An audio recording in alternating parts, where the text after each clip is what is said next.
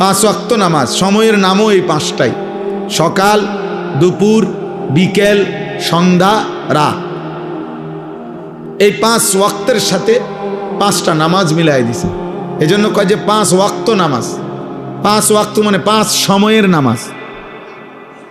ইন্নাস সালাতা কানাত আলাল মুমিনিনা কিতাবাম মাওকুতা। আল্লাহ বলেন নিশ্চয়ই নামাজ মুমিনদের উপরে ফরজ করা হয়েছে সময় হিসাব করে, এলোমেলো না, একসাথে মোট গুইনা যে 5 রাকাত ওয়াক্ত নামাজে মোট মনে করেন 17 রাকাত ফরজ, তো 34টা সেজদা।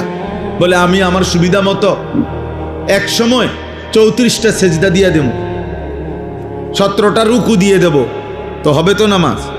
না, ওয়াক্ত হিসাব, সময় হিসাব।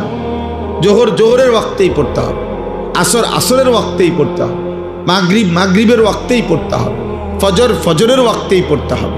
আপনি পরে পড়লে হইতো না, পরে একটু বেশি পড়লে হইতো না, পরে বাড়াইয়া পড়লে হইতো না, ওয়াক্ত ওয়াক্তই।